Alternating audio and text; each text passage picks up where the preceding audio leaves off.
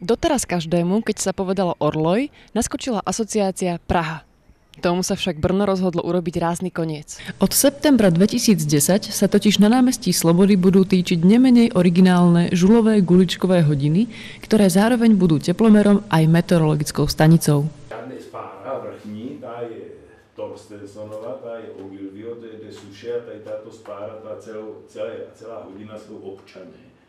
Samotná stavba vyvolala mediálny rozruch kvôli svojmu dizajnu, pripomínajúcemu raketu, alebo náboj, alebo niektorý mají niečo iné. On tam ten pán říkal něco, víte, o tom slově, že to teda není penis. No.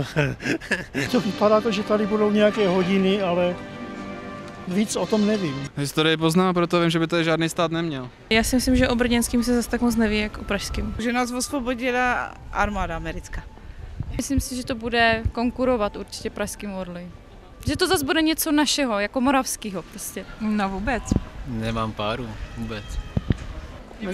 Vůbec nevím ani, o čem to má být vůbec. Jestli to dopadne tak, jak ta kašna brněnská, tak potěš pán Bůh.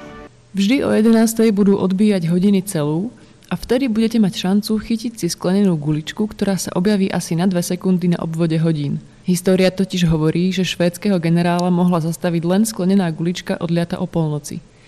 Dnes jej autori vravia Torstensenka. Torstensenova guľa neznie totiž až tak poeticky.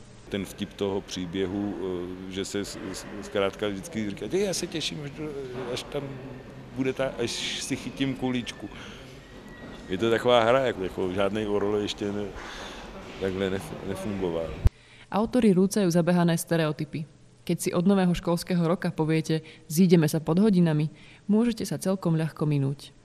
Nuž a ak sa nepodarí tromfnúť Prahu novým Orlojom, je tu ešte šanca, že to vyjde s novým mrakodrapom. Pre univerzitnú televíziu Petra Tetersová.